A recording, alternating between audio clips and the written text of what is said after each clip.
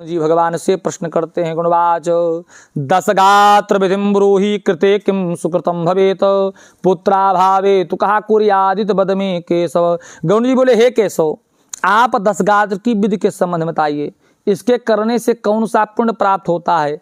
जिनके पुत्र न हो उनकी क्रिया करने का अधिकार किसको है? श्री भगवान उवाच, भगवान बोले, शृणुताक्ष प्रवक्ष्यामि दशगात्र विधिं तव यद विधाय च सत्पुत्रो मुञ्चते पैतृकादृणात् पुत्रः शोकं परित्यज्य धृतमास्थाय सात्वकीम पितुः पिंडादिकं कुर्यात् अश्रुपातं न कारयेत्।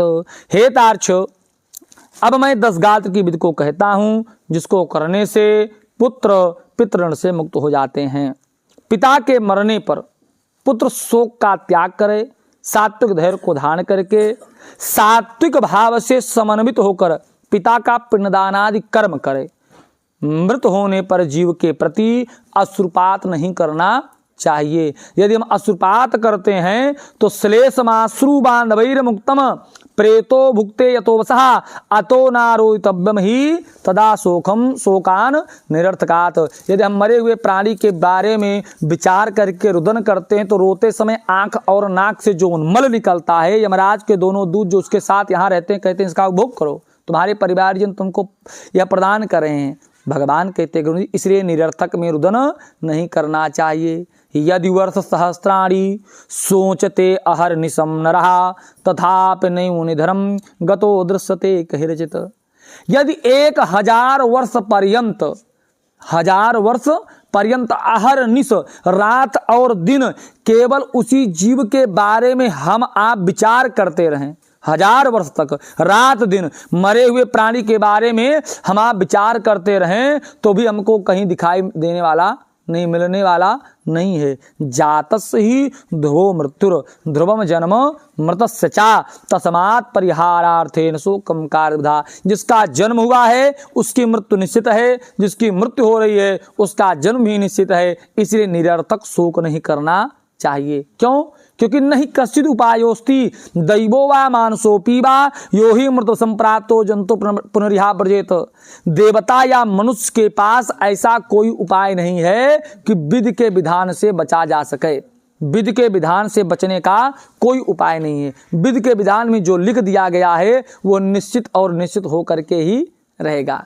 एक राजा थे, एक दिन उनकी बिटिया का बेटा नाती पूछता है राजा से कि नाना जी, आप संसार में किसी से डरते हैं?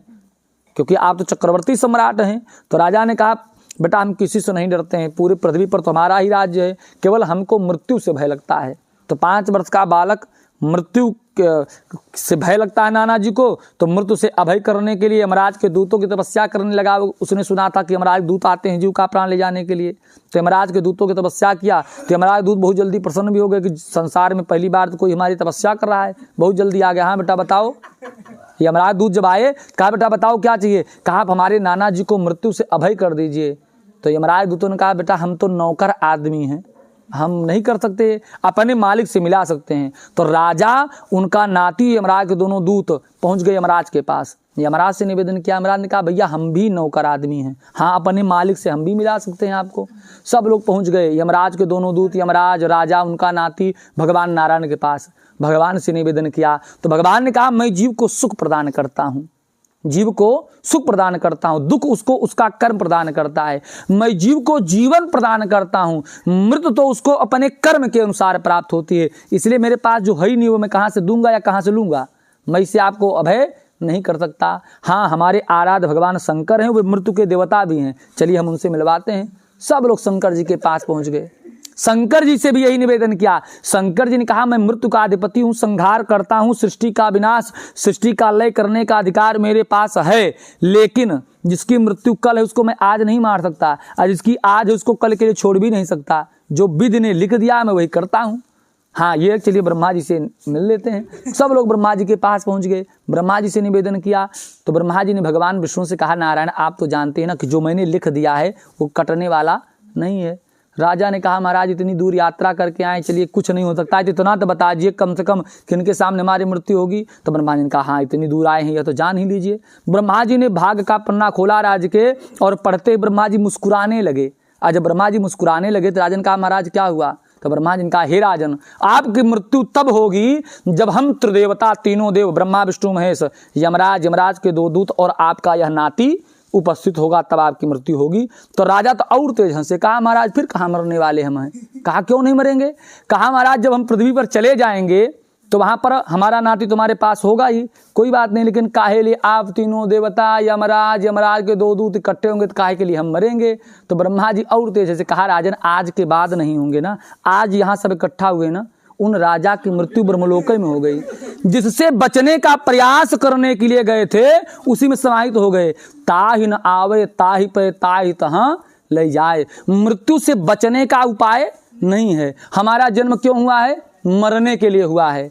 जैसे ही हमारा जन्म हुआ उसी के बाद प्रतिक्षण हम मृत्यु की तरफ रेस लगा करके दौड़ रहे हैं। अब हमारी मृत्यु 1 साल में हो जाएगी, 2 साल में हो जाएगी, 5 साल में हो जाएगी, 50 साल में, 70 साल में, ये अलग बात है, लेकिन जितना क्षण व्यतीत हो रहा है उतने क्षण हम मृत्यु की तरफ ही कदम कदम बढ़ते हुए चले जा रहे हैं। तो मृत्यु से बचने का उपाय किसी के पास नहीं है। अवश्यम भावि भावानाम प्रतीकारो भवेद यदि तो नहीं दुखे न युजरे नलराम दुष्टरा। यदि विधि के विधान को दूर करने का उपाय होता तो राजा राम, नल, युधिष्ठिर आदि बड़े बड़े कीर्तिशाली राजागण दुख का उपभोग नहीं करते। राम जी ने 14 वर्ष का वनवास व्यतीत किया, युधिष्ठिर ने 13 वर्ष का वनवास व्यतीत किया, और नल ने इतनी बड़ी बड़ी यातनाओं का उपभोग किया। ये सब वही उपाय कर लेते, इतने बड़े बड़े कीर्तिशाली राजा थे, लेकिन विधि के विधान के अनुसार इनको भी दुख का उपभोग करना पड़ा, तो उसी विधि के विधान के अनुसार हमको भी दुख का और सुख दोनों का उपभोग करना पड़ेगा। नयत आत्मसंवासः कस्यचित् केनचित्सः।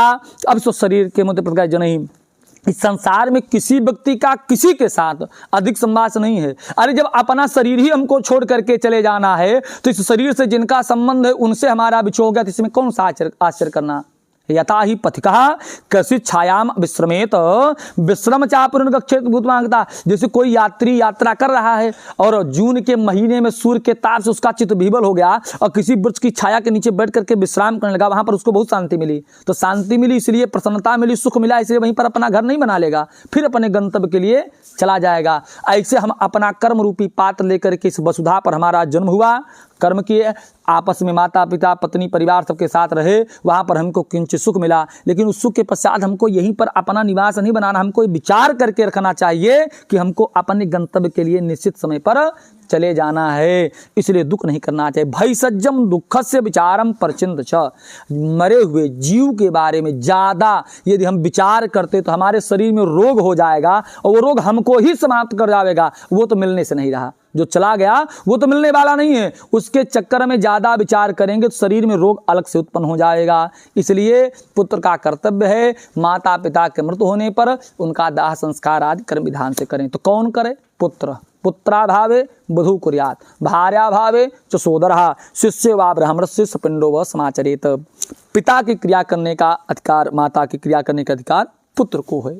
यदि जिनके पुत्र नहीं उनकी पत्नी ही उनका संस्कार कर सकती हैं, पत्नी नहीं तो भाई उनका संस्कार कर सकते हैं, भाई नहीं तो उनका शिष्य उनकी क्रिया कर सकता है, शिष्य नहीं तो उस पिंड में मकान में रहने वाला कोई व्यक्ति चाहे स्त्री हो चाहे पुरुष हो, कोई भी उसकी क्रिया को करने का अधिकारी है। यदि अपने पुत्र नहीं तो ज्येष्ठस्व कनिष्ठस्व भ्रातु पुत्र पौत्र के, छोटे या बड़े भाई के भी पुत्र पौत्रादि क्रिया कर सकते हैं। 10 गात्रादिकम कार्यम पुत्रहीन नरे खग। जो पुत्रहीन हैं हे खगराज गण, उनकी क्रिया उनके छोटे या बड़े भाई के पुत्र पौत्रादि कर सकते हैं।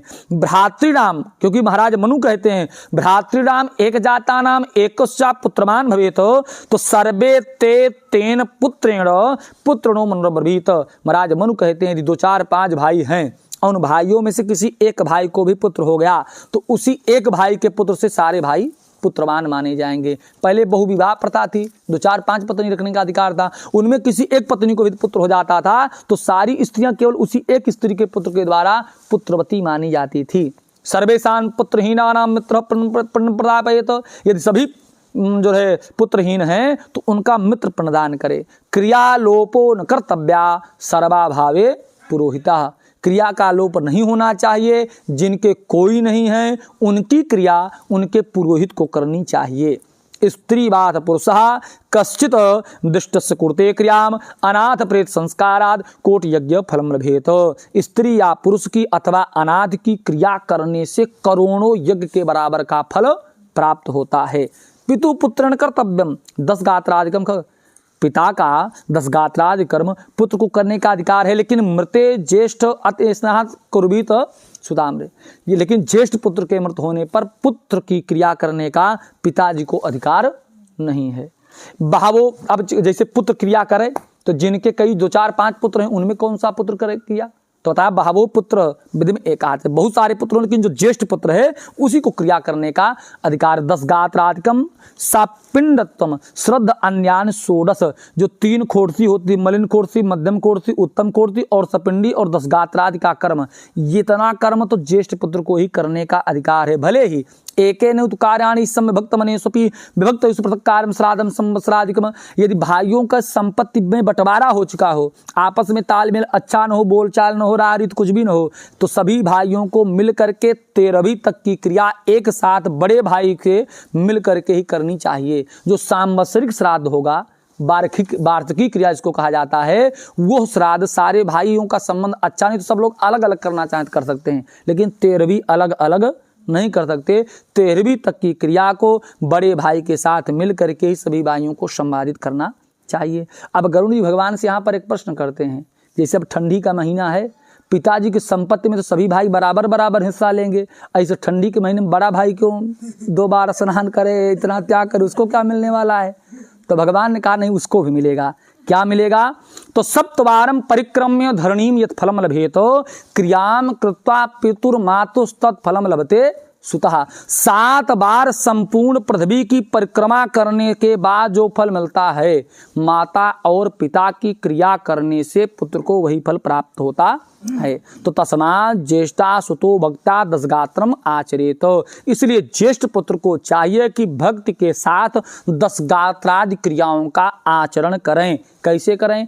एक भोजी, एक बार भोजन करें, भूमिशाई पृथ्वी पर शयन करें, भूता ब्रह्मपरा शुचि ब्रह्मचर्य का पालन करें, शुचिता का पवित्रता का विशेष ध्यान करें, किसी को स्पर्श नहीं करना चाहिए। क्यों नहीं स्पर्श करना चाहिए? उसके शरीर पर भूत प्रेत नहीं है। जो व्यक्ति 10 गात्र यानी क्रिया कर देता है, दाह संस्कार कर देता है, वो इतना ज़्यादा पवित्र हो जाता है कि गंगा जी के घाट पर हम स्नान करके हम आप तुरंत निकलें, और जिसने दाह कर्म किया है वो भी वो खड़ा हो तो उसको हम आप छूने के योग्य नहीं है। तो उसकी वही पवित्रता 11वें दिन पिंडदान देना है पवित्र जीव को। तो पवित्र यह पवित्र व्यक्ति उस पवित्र जीव को पिंडदान करे, 11वें दिन तक उसकी पवित्रता बनी रहे, इसीलिए उसको स्पर्श नहीं करना चाहिए। भोजन स्वयं बनावें, पृथ्वी पर शयन करें, ब्रह्मचर्य का पालन करें, एक बार भोजन करें, पहले गाय को ग्रास दे करके फिर स्वयं भोजन करना चाहिए। आराभ्य 10 गात्रम यादवार्थकम भवेत तावत् पुत्रा क्रियाम कुर्वन् गया श्राद्धम लभेत। यही 10 गात्रादि की क्रिया से लेकर के वर्ष पर्यंत जितनी क्रियाएं होती हैं, यदि पुत्र उसी क्रिया को वर्ष तक की क्रिया को विधि विधान से कर देवे तो उसको गया जी में श्राद्ध करने का फल प्राप्त होता है, 1 वर्ष करने मात्र से। कैसे करें? कूपे तड़ागे वारामे तीर्थे देवालय पिवा गत्ता मध्यम यामे तु स्नान कुर्याद बंधकम सूर्यभूता वृक्षमूले दशला मुखास्ता कुर्याद वेदकांत गोमेन लिपताम तस्या प्रणय धर्मयम स्थापिते कुस्कम तम पदावृत परमेतासीत च। पवित्र होकर के मध्याह्न बेला में किसी तालाब के पास, बगीचे में, मंदिर के पास, कुएं के पास जावें, स्नान करें, दक्षिण तरफ मुख करके एक सुंदर वेदी का निर्माण करें। गाय गोबर से लिपवाने के पश्चात वेदी पर कुछ से बने हुए धर्म में ब्राह्मण को एक पत्ते पर स्थापित करें, पाद्यास से उसका पूजन करें और अक्षी पुष्पंका संपीतवा समुचितम ये नमस्सन गोविंदं तेषां वित्ते भ्रम, इस मंत्र के द्वारा उस ब्राह्मण में भगवान नारायण का दर्शन करें और उसी बालुका की वेदी के ऊपर तो जौ या चावल के आटे का एक पिंडदान रखें। उसी पिंड के ऊपर चंदन, तेल, कच्चा सूत, कच्चा अन्न, पका अन्न, वस्त्र आज जो कुछ भी हो सके प्रेत के में दान करें और फिर हाथ में तिल और जल लेकर के कहें कि हे अमुक नाम गोत्र वाले प्रेत, यह अमुक अमुक वस्तुएं मैं आपको प्रदान करता हूँ। 10 दिन तक आमंत्रक माने बिना मंत्र के श्राद्ध करना चाहिए। केवल पिंड पर सारी सामग्रियां चढ़ा दें, बाद में संकल्प का उच्चारण कर दें, आमंत्रक श्राद्ध करना चाहिए। और जब तक सपिंडी श्राद्ध न हो जाए, योस्तम पुरुष्यापि प्रेत शब्दम समच्चरेत, तब तक उस मृतक जीव के लिए प्रेत शब्द का उच्चारण करते हुए पिंडदान आदि या सामग्री कोई भी हो समर्पित करना चाहिए। प्रथमे नियत पिंडो दीयते विधिपूर्वकम, जिस विधि से पहले दिन प्रदान किया, तेनु विधि नानेन नव पिंडान प्रदान, उसी विधि से 9 दिन तक प्रदान करें। 9वें दिवस में सभी परिवारीजन, 9वें दिन सभी पिंडी जनों को मृत प्राणी के स्वकर्मा के लिए तैलभ्यंग करना चाहिए। नहीं 20 नाखूनों में तेल का मल लगाना चाहिए, पर यहाँ बाल बनने के बाद 10वें दिन लगाया जाता है। ये क्रिया 9वें दिन करनी चाहिए। और इस दिन सभी स्त्रियों को बाहर में जाकर के स्नान करना चाहिए। स्नान करने के पश्चात हाथ में धान का लावा और दूर्बा लेकर के मृतक प्राणी के घर जाना चाहिए और हाथ में लिया हुआ धान का लावा और दूर्बा का त्याग करें और कहें कि दूर्बा के सदस्य स्कूल का विकास हो और लाजा के सदस्य कुल विकसित हो, प्रफुल्लित हो। ऐसा कह करके हाथ में लिया धान का लावा और दूर्बा का त्याग करना चाहिए। फिर 10वें दिन मांस से पिंडदान कलिकाल में वर्जित है तो उड़द का पिंडदान किया जाए। और फिर 10वें दिन जिस पुत्र ने क्रिया की है ना, वो मुंडन करावे फिर से दोबारा, जैसे अग्नि लगाने के पहले मुंडन कराया था, 10वें दिन वो फिर मुंडन करावे और 10वें दिन और परिवार में जितने लोग हैं वे सब भी मुंडन करावें। और हम भगवान कहते हैं 10 दिन तक एक ब्राह्मण को प्रतिदिन इतना मिष्ठान, जो महापात्र आता है प्रदान कराने के लिए, उसको इतना मिष्ठान खिलाना चाहिए कि उसका पेट भर जाए, मतलब संतुष्ट होने भर का उसको मिष्ठान खिलावें। और जब मिठाई खाने लगे तो हाथ जोड़ करके उसी में भगवान नारायण का दर्शन करते हुए प्रार्थना करें कि अतसी पुष्पंकासम पीतवासो स्मचितम ये नमसंत गोविंदम तेषां विदिते भयम अनादि निधनो देव संग चक्र गदाधर अक्षय पुंडरीकाक्ष प्रेत मोक्ष प्रदो भव। हे अलसी के फूल के समान श्यामल वर्ण वाले अभय रूप मुद्राधारी भगवान गोविंद, संग चक्र गदा पद्म को धारण करने वाले, पीताम्बर वस्त्र को धारण करने वाले भगवान गोविंद, उस प्रेतात्मा को आप मुक्ति प्रदान करने वाले हो जाइए। इस प्रकार निवेदन करके प्रतिदिन श्राद्ध के अंत में यह मंत्र पढ़ करके ब्राह्मण को प्रणाम करें। तंत्र स्नान करके घर जा करके गाय को ग्रास देने के पश्चात स्वयं भोजन करें। श्री गणु पुराणे सारुद्धारे 10 गाद विष्णु प्रणाम 1 महात्म्य नारायण चरण कमल अर्पणमस्तु। बोलो गदाधर भगवान